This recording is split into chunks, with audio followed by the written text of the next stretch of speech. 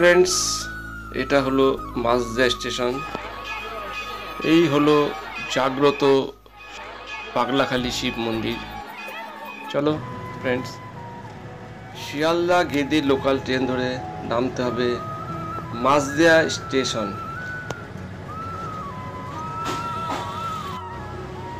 প্রচণ্ড গরম, শ্রাবণ মাসের শেষ সোমবার ছিল।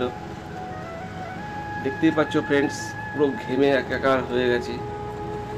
কিন্তু মাঝদিয়া স্টেশন 1 নম্বর প্ল্যাটফর্ম থেকে বাঁদিকে নেমে দেখবে টোটো ও অটো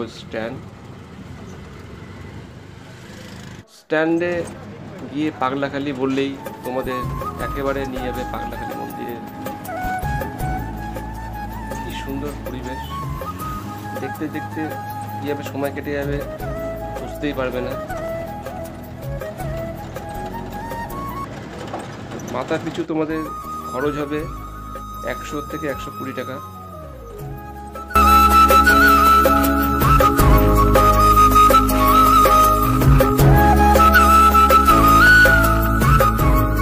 আর হ্যাঁ, যারা কৃষ্ণনগর থেকে আসবে তারা কৃষ্ণগঞ্জ বাস স্ট্যান্ডে নামবে। নেমে ওখানে অনেক অটো পাওয়া যায়, অটোতে উঠে পাগলাখালী বললেই তোমাদের মন্দিরের কাছে নিয়ে এসে নামিয়ে দেবে। তো ফ্রেন্ডস চলো, কি সুন্দর প্রাকৃতিক পরিবেশ দেখতে দেখতে কীভাবে সময় কাটবে বুঝতেই পারবে না। সময় লাগবে 35 থেকে 40 মিনিট।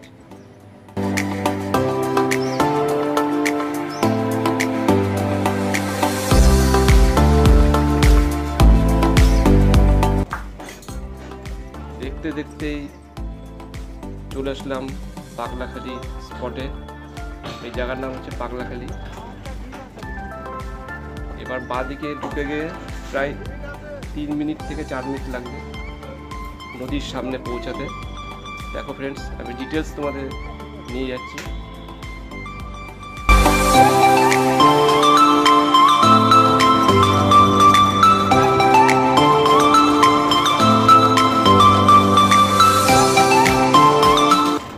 পাগলাখালী এই মন্দিরটি পাগলা বাবার মন্দির নামেই বিখ্যাত।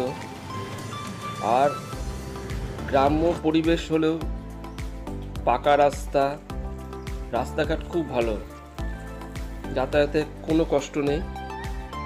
গ্রাম্য পরিবেশে মন্দিরটি অবস্থিত, এত সুন্দর তার পরিবেশ আর আবাসস্থল, একবার না গেলে খুব বোঝা মুশকিল। কীভাবে যে দেখতে দেখতে মন্দিরে যেতে সময় কেটে যায় বোঝাই যায় না। যথারীতি আমাদেরকে অটো নামিয়ে দিলেন। এবার এখান থেকে প্রায় 2 মিনিট হেঁটে গেলেই পড়বে পালদা নদী। এই সেই পালদা নদী, কি সুন্দর নদী। নদীর ওপারেই আছে মন্দির। নৌকা করেও মন্দিরে যাওয়া যায়, আবার একটা সেতু রয়েছে, সেই সেতুর ওপর দিয়ে যাওয়া যায়। তবে বাসের উপরে সেতুর ওপর হেঁটে যাওয়া একটা আনন্দই আলাদা।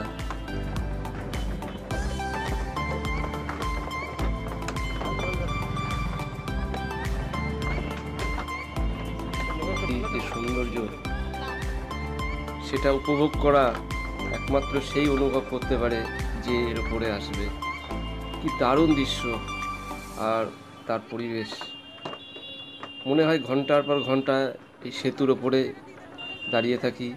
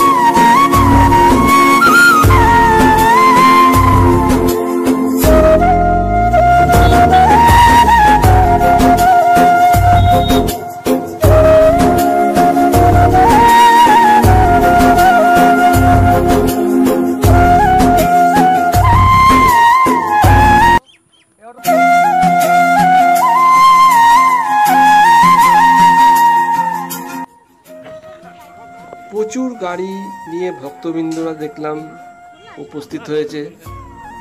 বিভিন্ন প্রান্ত থেকে বড় বড় বাস, গাড়ি, টোটো এবং অটো সব ভাড়া করে নিয়ে এসেছে। অনেকগুলো বাস দেখলাম কলকাতা থেকে এসেছে। এটা কেন এসেছে ভাবতে হবে। এত লোক, এত বাস, এত গাড়ি নিয়ে কেন ভক্তরা এই মন্দিরে আসে, একবার ভাবার ব্যাপার।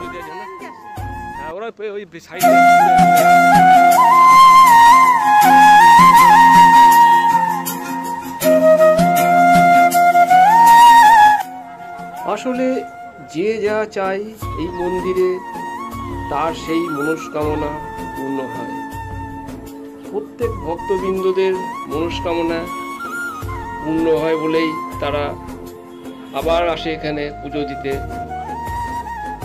প্রত্যেক সোমবার ও বৃহস্পতিবার করে এখানে প্রসাদ বিতরণ করা হয়।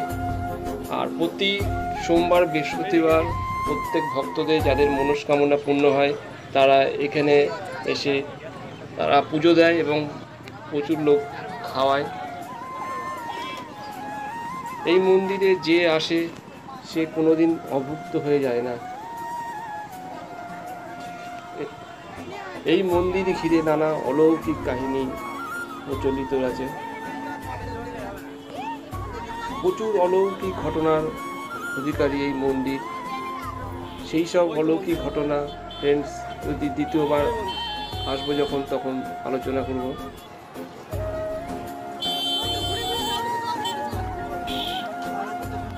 অবশেষে মন্দিরের সামনে এসে উপস্থিত হলাম।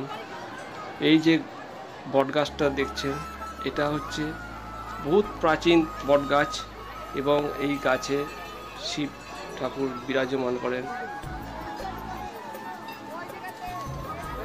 খুব জাগ্রত এই মন্দির।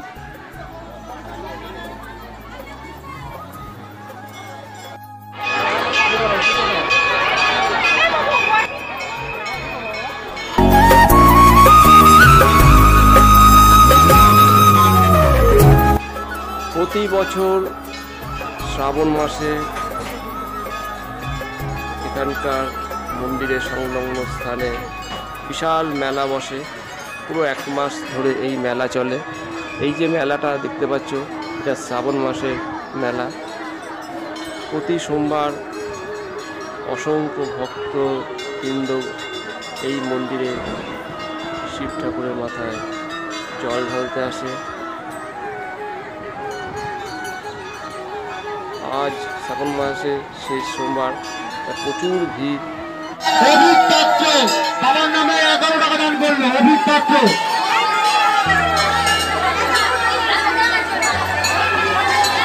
আগত দর্শনার্থীরা জানায় মন্দির কমিটির পক্ষ থেকে আন্তরিক প্রীতি ও শুভেচ্ছা।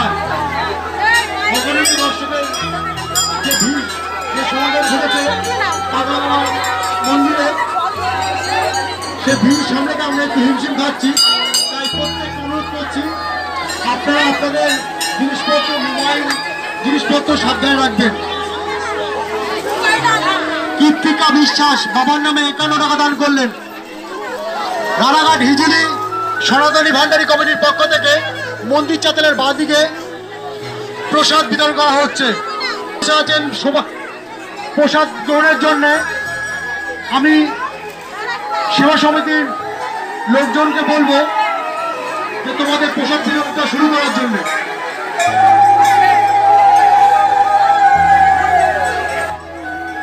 ভক্তদের মনস্কামনা পূর্ণ হওয়ার পর তাদের আরতি পূর্ণ করলে এবং এই যে মন্দিরে যে সংস্থা আছে আমগাছি পাগলা বাবা যে সংস্থা, তারা এই মন্দির দেখাশোনা করে। তাদের অর্থ অনুকূল্যে আস্তে আস্তে এই মন্দিরটি বাঁধানো হয়েছে। প্রচুর জাগ্রত এই মন্দিরটি। এই মন্দিরকে ঘিরে নানা অলৌকিক কাহিনী প্রচলন রয়েছে।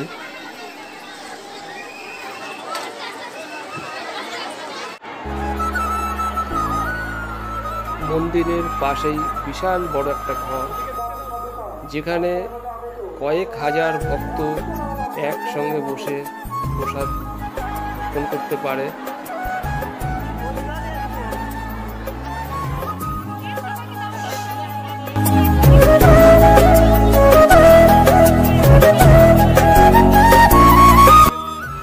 পাশেই চলছে ভান্ডারা। ভক্তদের মনস্কামনা পূর্ণ হলে তারা খাবার তৈরি করে এখানে ঠাকুরকে দিয়ে তারা সেই ভোগ বিতরণ করে। প্রচুর ভক্তবৃন্দ যারা পুজো দিতে আসে তারা সেই প্রসাদ গ্রহণ করেন। ভিড় করে সবাই সেই প্রসাদ খান।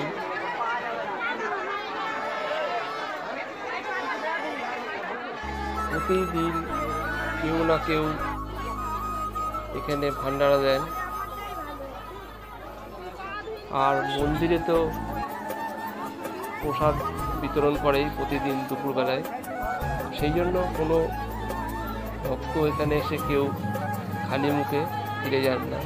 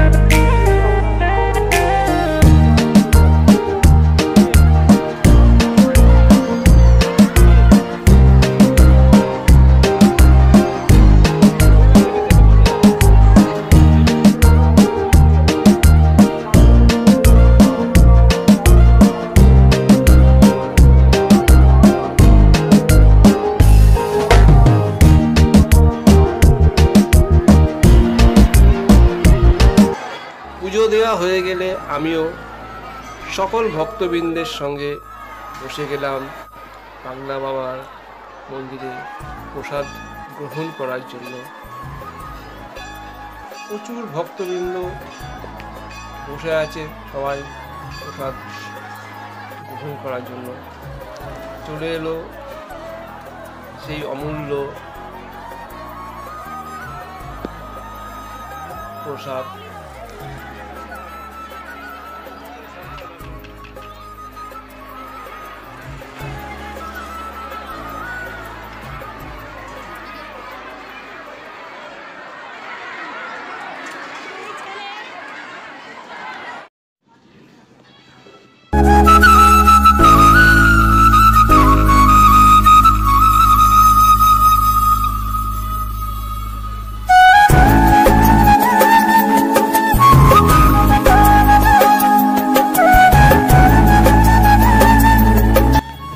কিছুক্ষণ আগেই বৃষ্টি হয়েছিল, তার জন্য রাস্তায় একটু কাদা হয়েছিল।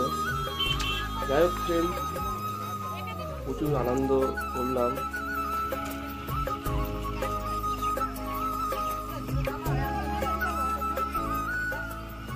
তো আজকে এখানেই শেষ। ফ্রেন্ডস, তোমরা পারলে অবশ্যই এই মন্দিরে আসবে। আর একটা কথা, আমার ভিডিওটি তোমাদের কেমন লাগলো তোমরা অবশ্যই কমেন্ট করে জানিও। ভালো না লাগলেও তবুও কমেন্ট করে জানিও। আবার দেখা হবে নেক্সট ভিডিওতে। By friends.